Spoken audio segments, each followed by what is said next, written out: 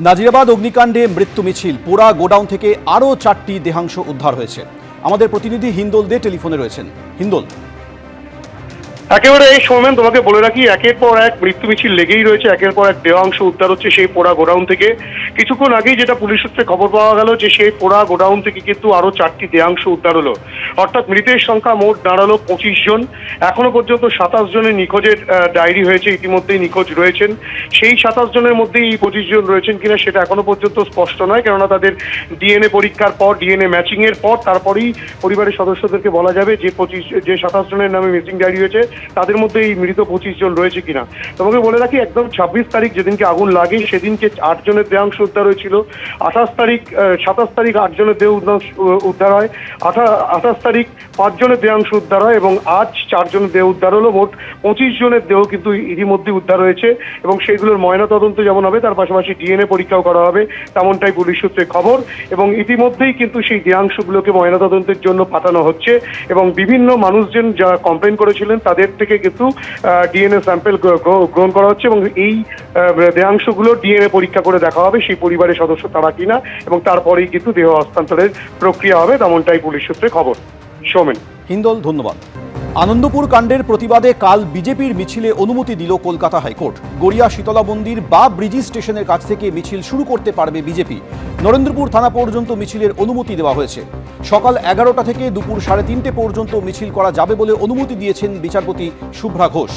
থানার 200 মিটার আগে পর্যন্ত যাওয়া যাবে বলে কলকাতা হাইকোর্টের নির্দেশ। 5 জনের প্রতিনিধি দল থানায় গিয়ে ডেপুটেশন জমা দিতে পারবেন, জানিয়েছে কলকাতা হাইকোর্ট।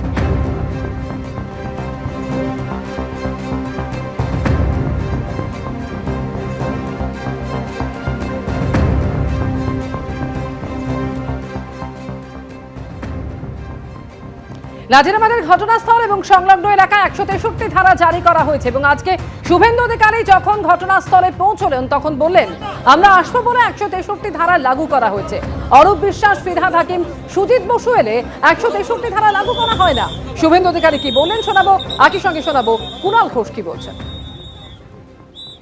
আমরা আজকে মহামায়াতলা থেকে যাদবপুর সাংগঠনিক জেলা বিজেপির ডাকে সভাপতি অধ্যাপক মনোরঞ্জন জোরদারের আহ্বানে আমরা বড় কর্মসূচি নিয়েছিলাম নরেন্দ্রপুর থানা অভিযান।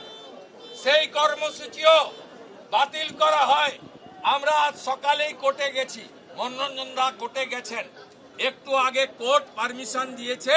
সকাল 11টার সময় আমাদের 11টা থেকে 3টে অনুমতি দেওয়া হয়েছে। আমরা হাজার হাজার মানুষ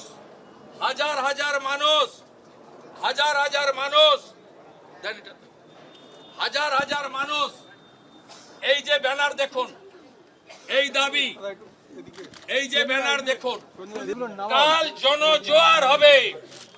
নরেন্দ্রপুর থানা এবং তৃণমূলের বিধায়ক, খেয়াদহ গ্রাম পঞ্চায়েত তৃণমূল, তাদের জয়েন্ট ভেঞ্চারে এই লুট, এই অমানবিক হৃদয় বিদারক ঘটনা আমরা ছাড়ব না।